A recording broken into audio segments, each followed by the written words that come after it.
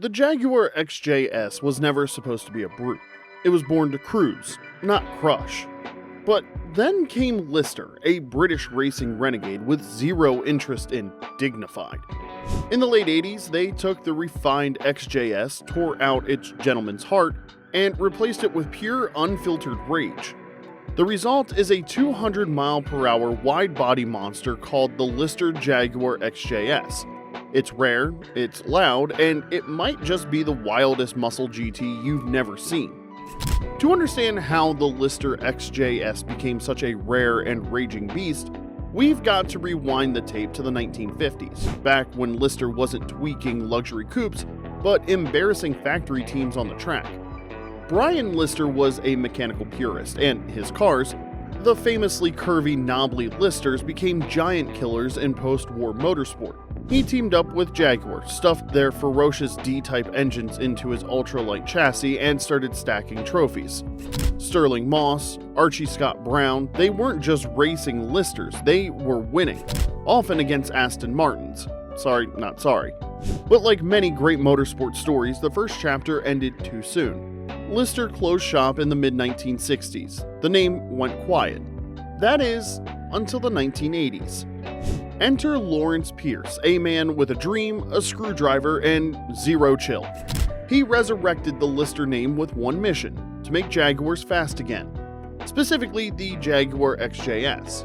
Now, this was a car designed for long lunches and silk scarves, not apexes and red lines. It had a V12, sure, but it cruised more than it crushed.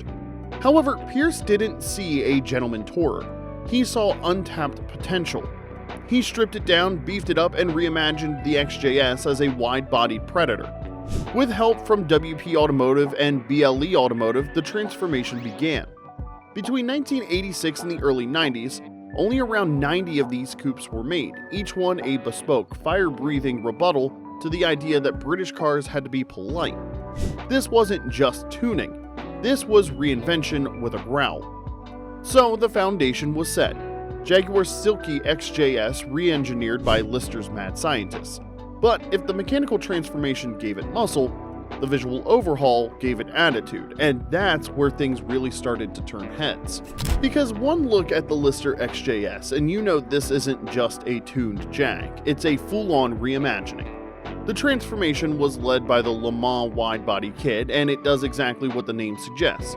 Makes the car look ready for battle at 200 miles per hour. Jaguar's soft, flowing lines were gone.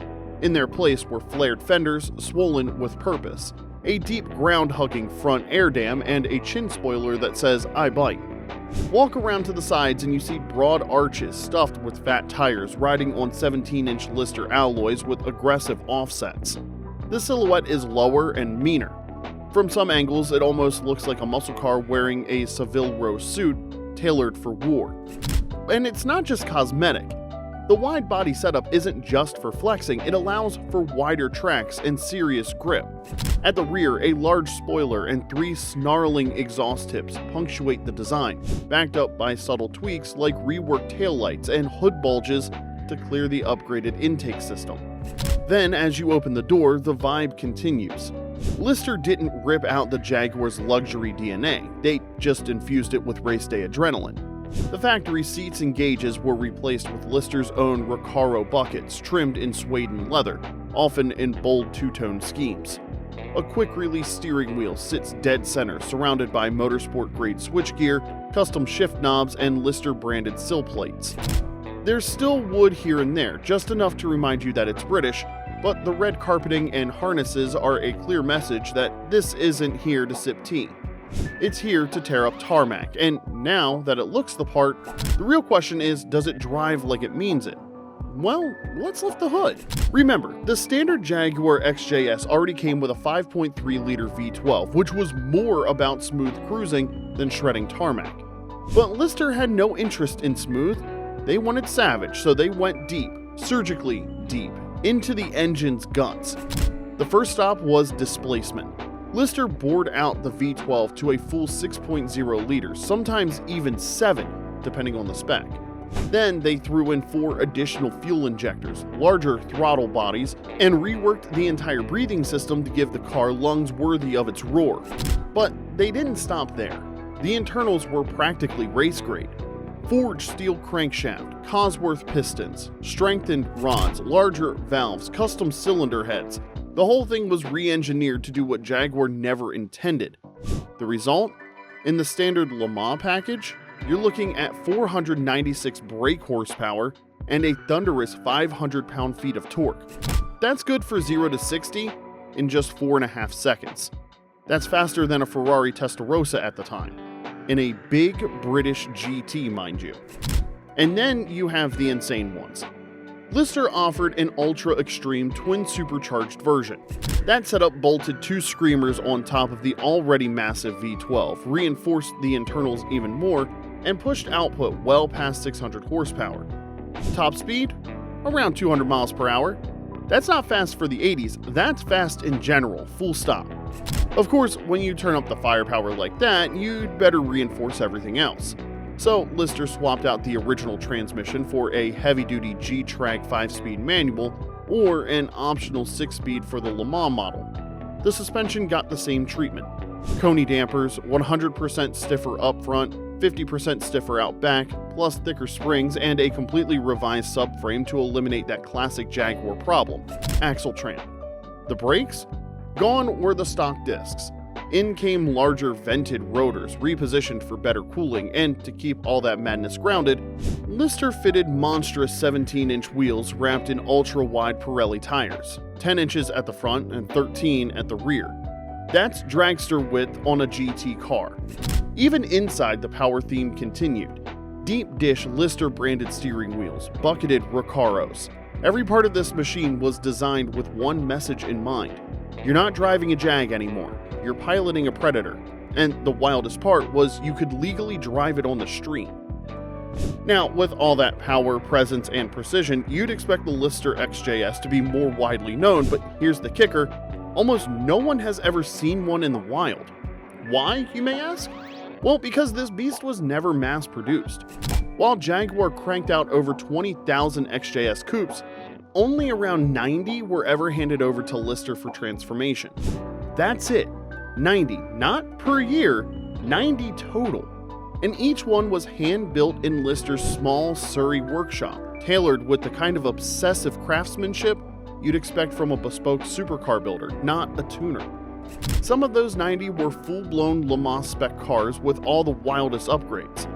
Anecdotally, only about 20 of those might exist.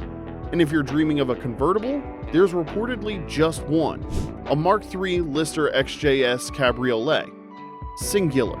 As in, it may as well be a myth unless you've seen it parked at a concourse behind velvet rope and 2 security guards. Even back then, owning one was a statement. The price was over £100,000 in 1980s money.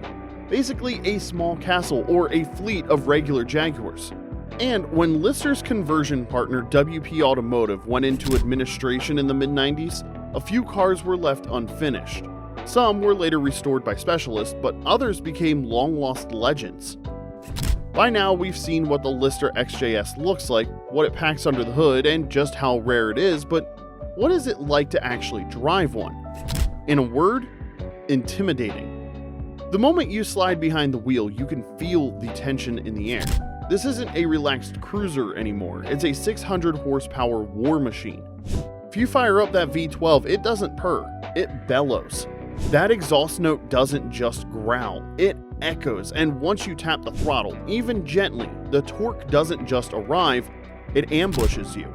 Contemporary reviews put it bluntly, this thing made a Countach feel like a Nissan Micra. The clutch is heavy, the gearbox is firm, and if you're driving one of the twin supercharged monsters, every input matters. There's no launch control, no traction nanny. Just you, your right foot, and the rear tires trying not to vaporize themselves on tip-in. But when you get it right, it is sublime. The ride is firm, make no mistake. Lister's stiffer suspension setup and those fat 13-inch wide rear tires don't forgive potholes. It chatters over rough pavement, as one review put it. But that's the trade-off.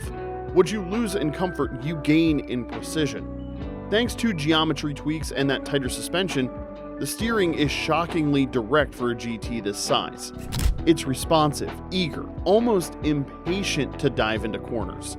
And the brakes? Sharp. Mid-pedal bite that grabs hard just the way you want it when you're hauling down from triple digits in a car this heavy and this fast. Now, let's zoom out for a second, because to really understand how bonkers the Lister XJS was, you've got to see what it was up against. Picture the late 1980s. You had the Ferrari Testarossa pumping out 385 horsepower from its flat 12. Lamborghini's Countach QV, about 455 horses from a high-revving 5.2-liter V12. These were poster cars, all angles and attitude. Aston Martin's V8 Vantage had the British badge and brawn, but still fell short of Lister's numbers. Then the Lister XJS rolls in, broad-shouldered, twin-charged, and boasting 600 horsepower. It didn't just edge out the Italians, it obliterated them on paper. Jaguar's own XJ-S? It's cute. That one only had around 328 horsepower.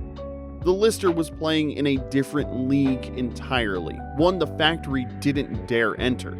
And while the Countach and F40 were screaming lightweight exotics, the Lister was a different kind of menace. It was still a grand tourer, still had rear seats, still came wrapped in leather and walnut. But under all that civility was the kind of brute force that could embarrass almost anything at a stoplight. Need proof? Well, in a 1997 motorsport quarter-mile shootout, a stock XJS beat out the BMW 850i, Porsche 928 GT, and even a Ferrari Mondial. Now imagine what the Lister version would have done. It wasn't just a fast Jaguar, it was a Ferrari eater in a Seville Row suit. So now we've got to ask, if you had the keys, would you tame it or just hold on and pray? Let us know in the comments section below, hit that like button if you dig rare beasts like this, and don't forget to subscribe for more stories from the edge of automotive insanity. Thanks for watching. We'll see you next time.